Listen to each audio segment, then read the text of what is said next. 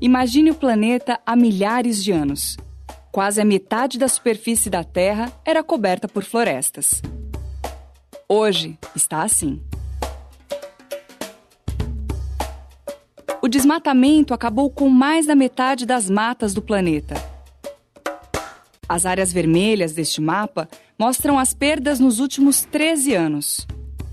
Mais de 2 milhões de quilômetros quadrados de matas desapareceram. Uma área do tamanho da Arábia Saudita. Neste momento, em algum lugar do mundo, uma floresta está sendo derrubada. Segundo organismos internacionais, a cada minuto, cerca de 140 mil metros quadrados de matas são destruídos. Área equivalente a 35 campos de futebol.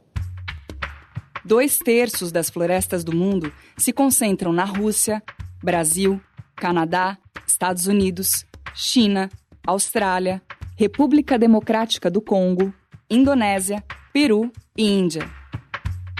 As formações florestais podem ser encontradas em diferentes biomas, como florestas tropicais, subtropicais, temperadas, boreais, savanas, savanas brasileiras, cerrados, caatinga, pradarias. Atualmente, o Brasil é o campeão em desmatamento em florestas tropicais, seguido pela Indonésia, Nigéria, Tanzânia e Mianmar. Em 11 anos, perdeu 55 milhões e 300 mil hectares de áreas verdes. Só da Amazônia Legal, por exemplo, sumiu em um ano uma área equivalente a 4 vezes a cidade de São Paulo. A região amazônica ela sofreu muita pressão de desmatamento. A causa principal, inicial, foi a extração de madeira para exportação. Mogno, por exemplo. Num segundo momento, nós tivemos a expansão da agricultura, não é? Pelo Mato Grosso, subindo para a Amazônia, nós tivemos um aumento da fronteira agrícola. Então, para a plantação de café, para a plantação de soja, para a plantação de cana, para a criação de gado. Então, é um problema assim, conjuntural, né? Você ter um desenvolvimento que não se pauta pela riqueza da biodiversidade nativa e nacional.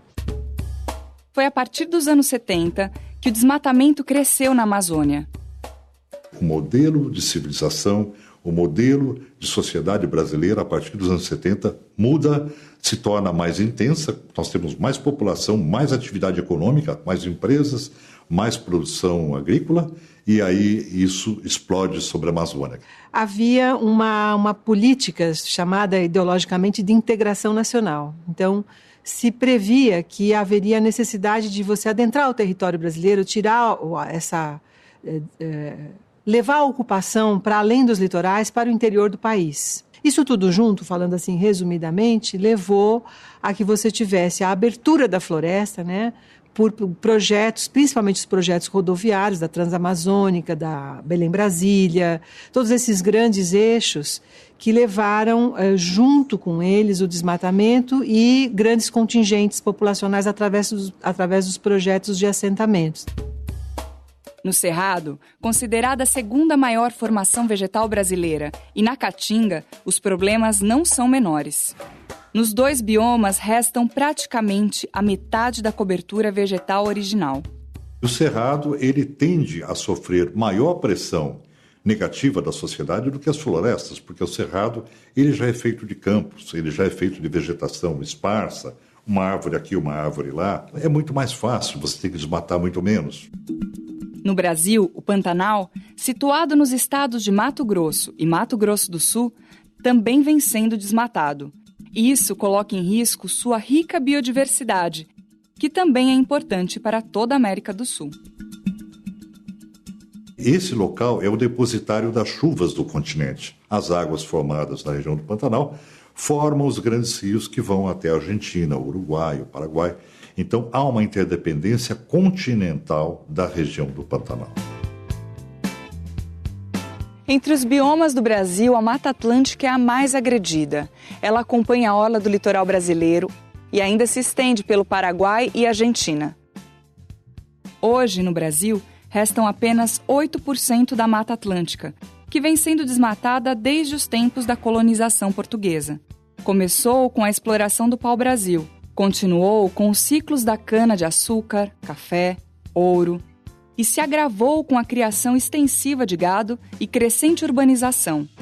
Com esses problemas, os riscos também chegam à fauna e flora brasileiras, com perigo de extinção para muitas espécies vegetais e animais, entre elas o mico-leão dourado, o tatu-canastra, a onça-pintada, a arara azul e árvores como castanheiras, pau-brasil, jacarandá, peroba e plantas medicinais, que também desaparecem junto com a mata.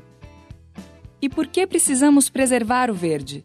Há bons motivos para isso. As florestas, elas produzem muitos benefícios. Por exemplo, no controle climático, por exemplo, na biodiversidade, por exemplo, na produção de água, né? Porque elas evaporam e transpiram uma grande quantidade de água para a atmosfera. Em relação ao clima, o fato da fotossíntese ser um importante processo natural de captura de gás carbônico. A floresta, nos seus mecanismos de circulação de materiais e de água, ela, de alguma maneira, protege o impacto da água direta no solo. Então, descobrir estas áreas da cobertura florestal acelera processos erosivos. O Brasil tem uma mega biodiversidade que precisa ser protegida. Boa parte dela está presente em biomas com sinal vermelho de urgência na preservação. Biomas que entraram para a lista dos hotspots mundiais, como são conhecidos no mundo os pontos críticos, que abrigam espécies da fauna e da flora que só existem nesses locais. Então, no Brasil, nós temos 2 hotspots, que é a Mata Atlântica e o Cerrado. No mundo, a gente tem outros hotspots, que também muitos são de florestas tropicais. Eu tenho na Califórnia, que é uma floresta mais seca. Na África, eu tenho Madagascar. Eu tenho outras áreas na área central, na floresta da Guiné. A eleição desses hotspots também é mais uma tentativa de sensibilização internacional para que a gente possa olhar para essas áreas que estão extremamente ameaçadas e pensar em alternativas de proteção. Diante de situação tão crítica, como conciliar a proteção ao meio ambiente com o desenvolvimento econômico? No Brasil, um dos marcos da luta pela sustentabilidade foi a Eco 92, um encontro que reuniu 160 países para discutir caminhos para diminuir a degradação ambiental do planeta. O grande produto da Eco 92 foi a Agenda 21. Né? A Agenda 21 era um tratado, né, das Nações Unidas que tinha capítulos de biodiversidade, capítulos de florestas, uma porção de capítulos que representavam: nós vamos desenvolver políticas públicas para, com essas políticas públicas, mudar o modelo de sustentabilidade do planeta. Ela acaba, na prática, não acontecendo por falta de políticas dos países e de recurso financeiro para sua implementação. É uma luta difícil. Por isso, toda ajuda conta muito. No Brasil, a vigilância ganhou alta tecnologia para ajudar nessa briga contra o desmatamento. Satélites, radares e computadores monitoram o que acontece com os biomas do país. Embora os prejuízos ainda sejam grandes, há ações que procuram ajudar a compensar as perdas com o desmatamento. Para isso, o Brasil conta hoje com mais de 1.700 unidades de conservação, federais, estaduais e municipais, que são divididas em 2 tipos, de proteção integral e de uso sustentável. As de proteção integral são estações ecológicas, reservas biológicas, parques nacionais, refúgios da vida silvestre e monumentos naturais. Estamos num dos parques de proteção integral de São Paulo. Este é o Parque Estadual da Cantareira, considerado um reduto da Mata Atlântica. Unidades de proteção como esta são usadas em atividades educacionais, científicas e recreativas. Já as unidades de uso sustentável funcionam em áreas que despertam relevante interesse econômico, como florestas nacionais, reservas extrativistas, de fauna, de desenvolvimento sustentável ou reserva particular de patrimônio natural. Agora estamos em uma outra unidade, a de uso sustentável, chamada Capivarimonos, na região das represas Billings e Guarapiranga, na zona sul de São Paulo.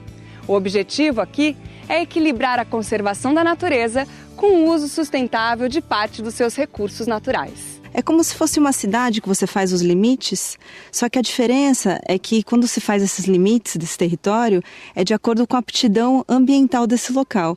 E uso sustentável, por quê? Porque sim, tem pessoas morando dentro e é completamente compatível ter as pessoas e poder fazer o uso sustentável dessas áreas.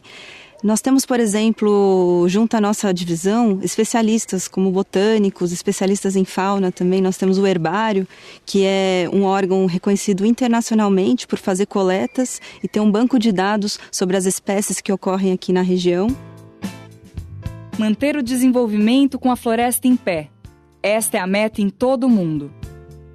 Como a floresta é renovável, se ela tem ainda a capacidade ali guardado as sementes, o registro botânico do que para a floresta funcionar, eu posso manejar a floresta, retirar madeiras, deixando que ela se recomponha naturalmente. Eu nunca vou deixar de retirar madeira, as pessoas vão continuar utilizando madeira para fazer porta, mobiliário e tudo, mas eu preciso devolver essa madeira, dar condição para que ela consiga se desenvolver. Agora, quando você olhar para uma árvore como essa, saiba que ela sozinha absorve 8 quilos de gás carbônico por ano e ainda produz oxigênio suficiente para 2 adultos respirarem. Imagine então o quanto perdemos com desmatamento em grande escala. É bom pensar muito seriamente nisso. O planeta agradece.